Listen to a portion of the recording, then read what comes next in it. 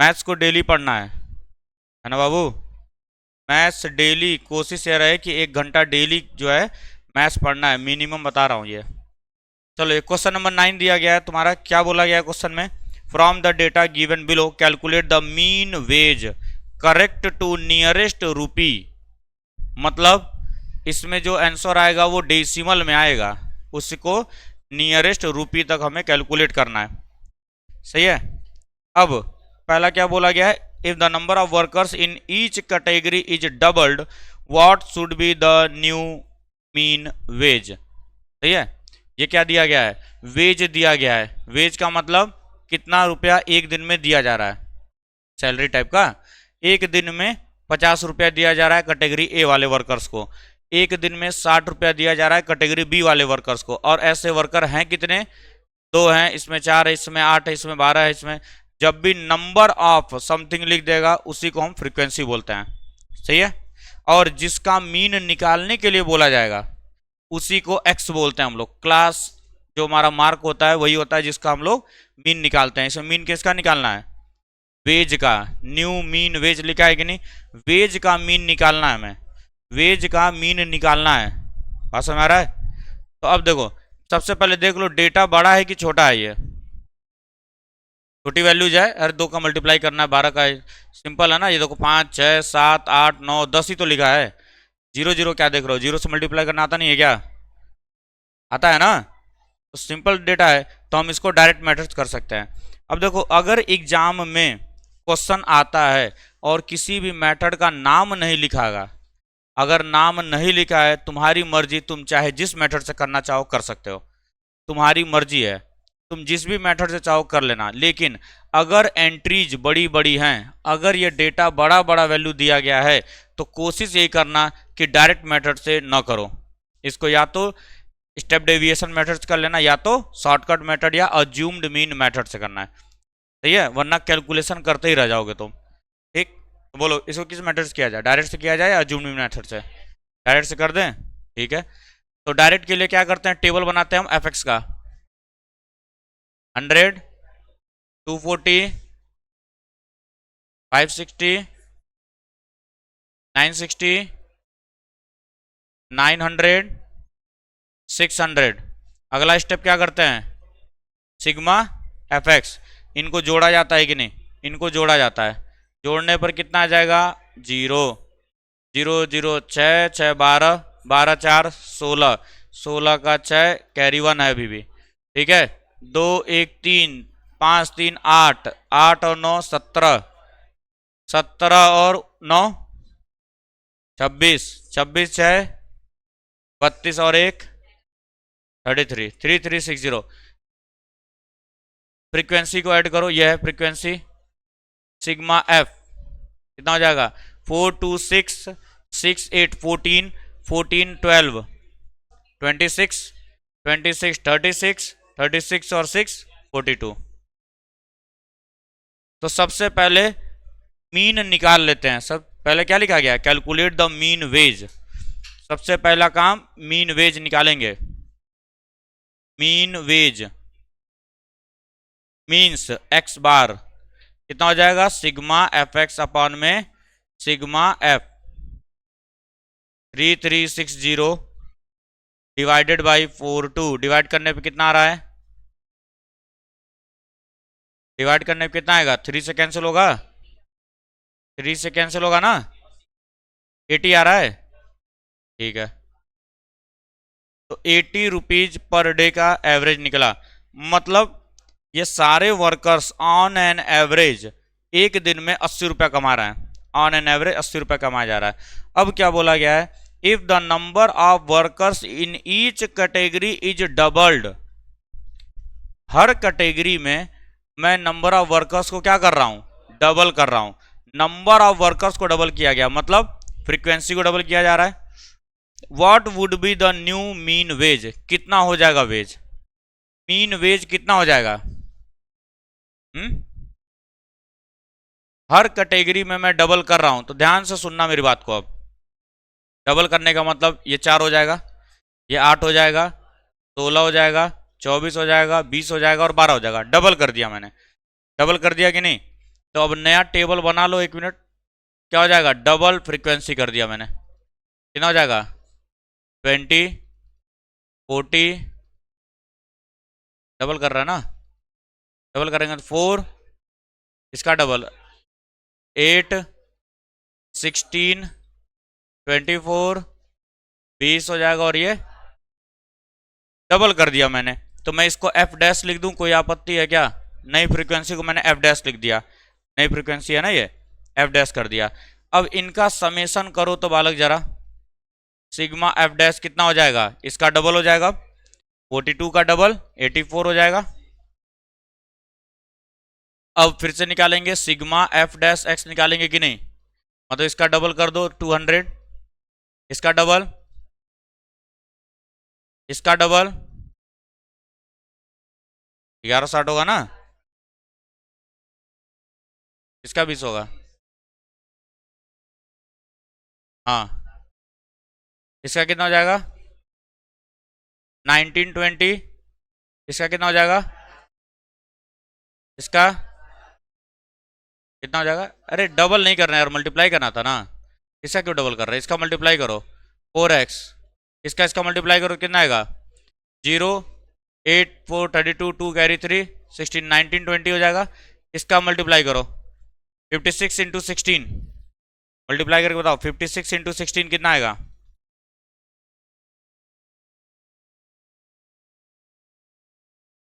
एक एक करके डिवाइड करते रहो ना सब लोग।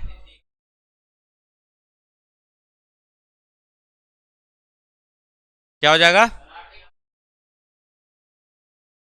8960, 9624, कर लो तुम लोग भी, थोड़ा बहुत प्रैक्टिस हो जाएगा, बचपन की यादें ताज़ा हो जाएंगी, मल्टीप्लाई कैसे किया जाता है। कितना होगा 96 मल्टीप्लाइड बाई 24,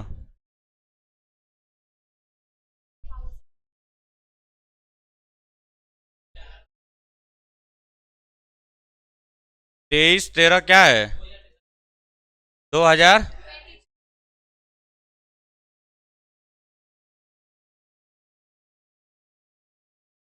गलत कर रहे हैं सर, 23,000,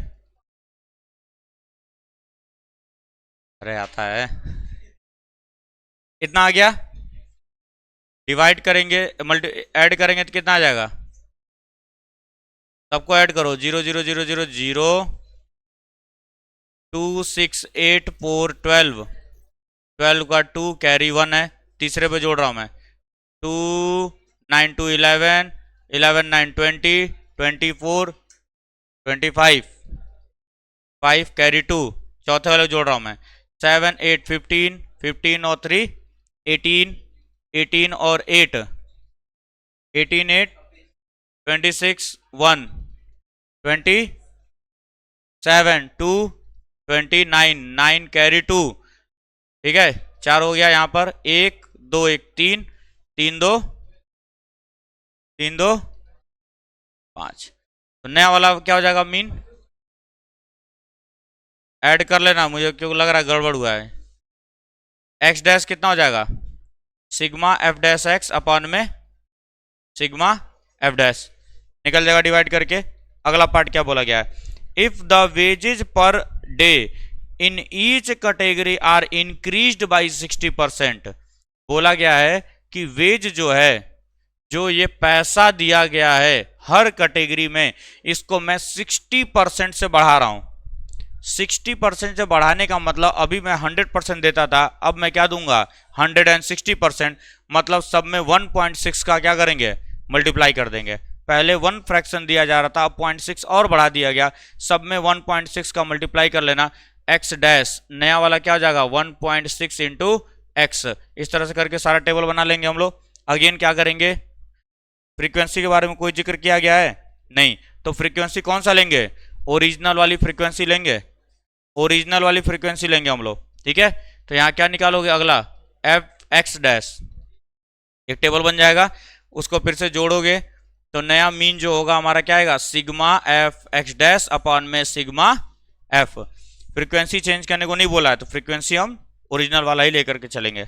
आया समझ में, जिसका भी डाउट था, किसका डाउट था, आया समझ में, third, if the number of workers in each category is doubled, number of workers in each category is doubled, मतलब फ्रीक्वेंसी बढ़ाएंगे, फ्रीक्वेंसी को मैं कर दूंगा डबल, मींस ये वाला लेंगे, फ्रीक्वेंसी डबल, मैंने ऑलरेडी चार्ट बनाया हुआ है इसका। आगे, and the wages per day per worker are reduced by 40%, मतलब पहले मैं 100% देता था, अब मैं कितना दे रहा हूं, 60% दे रहा हूं कि नहीं, 40% से रिड्यूस करने का मतलब अब सिर्फ मैं 60% सैलरी दे रहा हूं उनको, तो अब कितना का बनेगा, 0.6x बनेगा कि नहीं, क्योंकि मैं अब 0.6% ही तो दे रहा हूं उनको, मीन्स 60% दे रहा हूं। अरे 40% से रिड्यूस करने का मतलब क्या हुआ, 60% दिया जा रहा है, 60% इन फ्रैक्शन क्या होता है 0.6, तो नया जो टेबल बनेगा वो बनेगा 0.6 का। अब इसमें भी फ्रीक्वेंसी बोला गया कितना 2f, तो अब इसके बाद क्या बनाएंगे हम लोग, ये f डैश वाला इंटू x डबल डैश, और इसका एक कॉलम बना करके यहाँ जोड़ लेंगे, तो तीसरे वाले का आंसर क्या आ जाएगा, sigma f dash x double dash upon में सिग्मा f डैश। कैलकुलेट करना पड़ेगा तुम्हें ही, बोलो कोई डाउट है तो। अगला जो टॉपिक है हमारा है मीडियन। मीडियन का मतलब क्या होता है, मिडिल टर्म, मीडियन का मतलब होता है मिडिल टर्म, और मीन क्या होता था,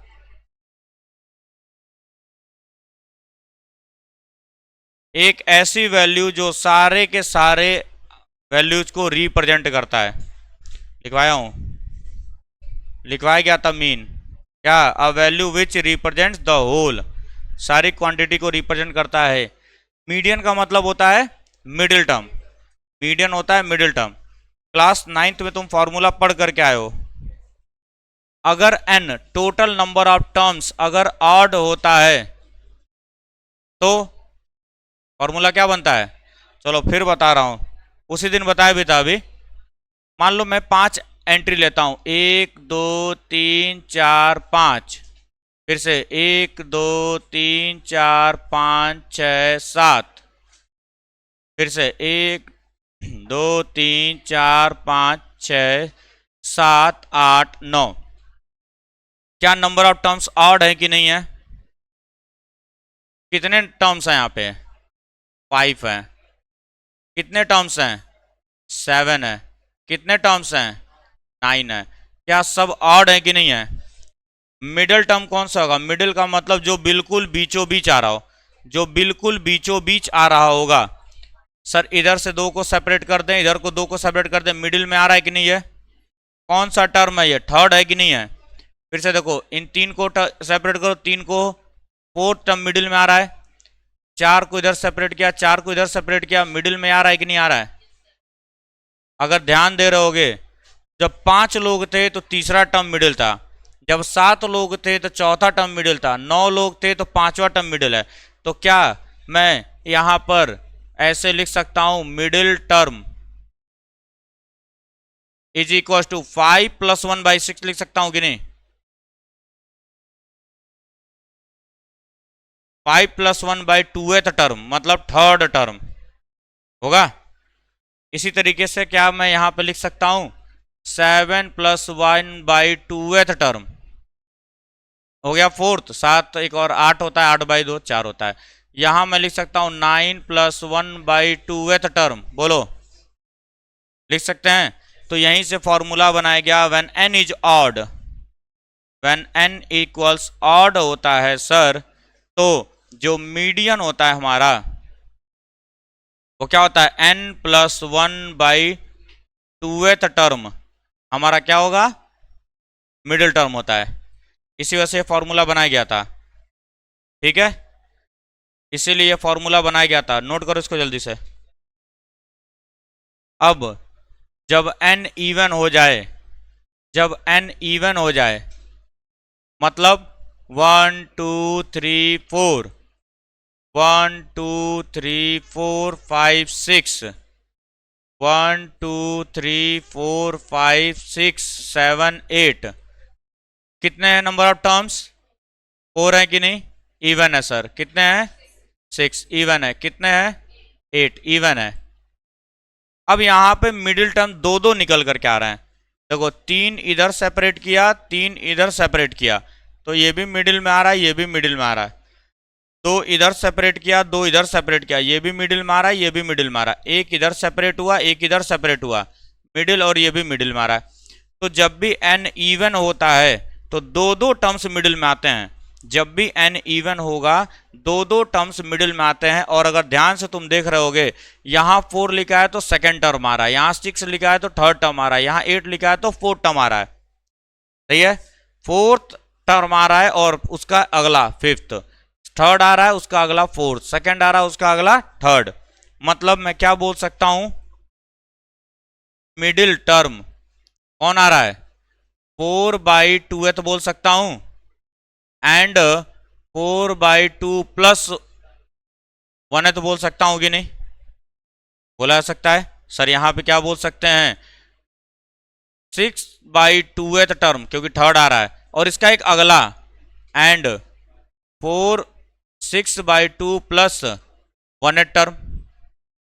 यहां पर क्या आ रहा है, 8/2 टर्म एंड 8/2 प्लस 1 टर्म। ध्यान से सुन लो, पहले डिवाइड करते हैं फिर 1 ऐड करेंगे, 1 ऐड करके डिवाइड नहीं करेंगे, पहले डिवाइड करेंगे फिर अगला वाले पे जाएंगे। लेकिन सर अब एक खुद सोच करके बताओ, मिडिल टर्म दो हो सकता है क्या, एक ही हो सकता है। तो हम क्या करेंगे, जब भी दो वैल्यूज मिलती हैं कहीं पर भी क्या ले लेते हैं, एवरेज। क्या करेंगे हम, एवरेज ले लेंगे। इसीलिए फॉर्मूला क्या बनाया जाता है, व्हेन n इक्वल्स इवन, तो जो मीडियन होता है हमारा वो होता है क्या, n/2 term plus n/2 plus 1 term, number of observation 2 है तो 2 से डिवाइड कर देंगे। तो ये मीडियन का फॉर्मूला होता है जब n इवन हो जाए। जब n इवन हो जाता है तो ये मीडियन का फॉर्मूला बन जाता है, नोट करो। चलो ध्यान दो, अब अगर डिस्क्रीट डेटा दिया गया है, ठीक है, 7, 8, 4, 3 एंड 10, इसका मीडियन पूछा गया है, तो सबसे पहला स्टेप या तो इसे असेंडिंग या तो डिसेंडिंग ऑर्डर में पहले हम अरेंज करेंगे। सबसे पहले arrange all the numbers in ascending और डिसेंडिंग ऑर्डर। असेंडिंग में या तो डिसेंडिंग, पता है ना असेंडिंग डिसेंडिंग क्या होता है, असेंडिंग मतलब बढ़ते हुए क्रम में, ठीक है, लोएस्ट टू हाईएस्ट, और डिसेंडिंग का मतलब डिक्रीज करना है, हाईएस्ट टू लोएस्ट। तो मैं सबसे पहले इसे अरेंज कर रहा हूं, नंबर्स आर, या numbers are arrange in ascending order लिख सकते हो, या data are arrange in ascending order. Ascending में इसको मैं कर रहा हूं arrange in ascending order. Ascending order का मतलब छोटे से बड़ा, तो 3, 4, 7, 8, 10, ठीक है। सेकेंड स्टेप क्या करेंगे, count the number of entries, कितनी एंट्री है, कितने नंबर्स लिखे गए हैं। n इज इक्वल टू कितना है, यहाँ पे 5 लोग हैं कि नहीं, 1, 2, 3, 4, 5, तो मीडियन क्या हो जाएगा, ऑड हो जाएगा। n+1/2 टर्म होगा कि नहीं होगा, 2 टर्म होगा, कितना हो जाएगा, थर्ड टर्म हो जाएगा कि नहीं। अरे 6+1 5+1 6/2, थर्ड टर्म कौन है, तो मीडियन हमारा क्या हो जाएगा, 7 हो जाएगा। मीडियन कितना हो जाएगा, 7 हो जाएगा। लेकिन समस्या क्या आती है, जब फ्रीक्वेंसी दे दे, बाबू देखो मीडियन तब तक तुम नहीं लगा सकते जब तक तुम्हें टोटल नंबर ऑफ टर्म्स ना पता हो। जब तक तुम्हें यह ना पता हो कि n ऑड है n इवन है, तब तक तुम मीडियन नहीं लगा पाओगे। तो इसीलिए कम्युलेटिव फ्रीक्वेंसी पहले निकाला जाता है। ध्यान से सुनेंगे, कम्युलेटिव फ्रीक्वेंसी का मतलब क्या था, सक्सेसिव एडिशन था कि नहीं, लगातार ऐड करते हुए जाते हैं हम लोग, ठीक है। सपोज करो एक डेटा दिया गया है हमें, एंट्री बना करके x दिया गया है और f दिया गया है, कहीं पे फ्रीक्वेंसी दे देगा। मीडियन निकालने के लिए सबसे पहले निकालना पड़ेगा कम्युलेटिव फ्रीक्वेंसी। क्यों निकाल रहे हैं कम्युलेटिव फ्रीक्वेंसी, क्यों निकाला जा रहा है कम्युलेटिव फ्रीक्वेंसी, ताकि मुझे पता चले टोटल नंबर ऑफ डेटा है कितना। क्योंकि जब तक टोटल नंबर नहीं पता होगा तब तक कुछ नहीं कर पाओगे तुम इसमें। 46, 48, 50 से 55 तो क्या है, 46, 48 है ना, 46, 48, 50, 52, 53, 52, 53, 54, 55 ये दिया गया है। फ्रीक्वेंसीज 7, 5, 8, 12, 10 to 1, 10 to 1 ये दिया गया है। इसका मतलब अब देखो क्या है, ये ऑलरेडी अरेंज है कि नहीं असेंडिंग ऑर्डर में, तो कोई टेंशन लेने की बात नहीं है। एफएक्स क्या निकालेंगे, कम्युलेटिव फ्रीक्वेंसी। कम्युलेटिव फ्रीक्वेंसी का मतलब क्या होता है, लगातार जोड़ते चलो, 7, 7 और 5, 12, 8, 20 और 12, 32, 10, 42, 2, 44, 1, 45 यही बताता है total number of terms. Total कितने टर्म्स हैं, 45 टर्म है। एन क्या हो गया, ऑड, एन इज ऑड, तो मिडिल टर्म क्या हो जाएगा, या मीडियन। मीडियन होता है n + 1/2th टर्म होता है कि नहीं।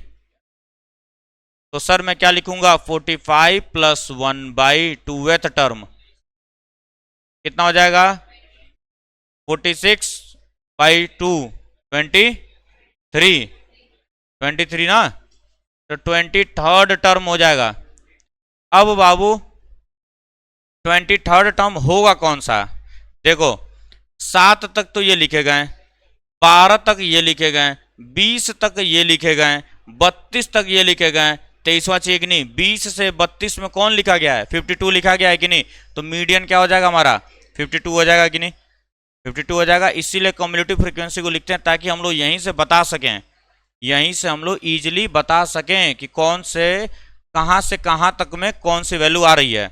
7 तक ये लिखा गया है, 7 से 12 तक ये लिखा गया है, 12 से 20 तक 50 लिखे गए, 20 से 32 तक 52 लिखे गए, और क्या 23 20 से 32 के बीच में आता है कि नहीं, तो क्या लिखा गया होगा, 52। तो मीडियन विल बी 52, निकाल लोगे, मीडियन विल बी 52 kg। तो मीडियन हमारा क्या हो जाएगा, यहाँ से 52 आ जाएगा, यूनिट दिया गया था kg। क्या समझ में आता है इतनी बात। अब अगर मान लो क्लास इंटरवल करके दे दिया गया होगा, तो क्लास इंटरवल करके दे दिया गया होगा तो इंटरवल ही पूछेगा तुमसे, इसमें एग्जैक्ट वैल्यू नहीं पूछा जाएगा। फिर ग्राफ वगैरह प्लॉट करना है, कल देखा जाएगा इसको, कल नहीं, कल तो वो है ना टीचर्स डे, परसों देखा जाएगा।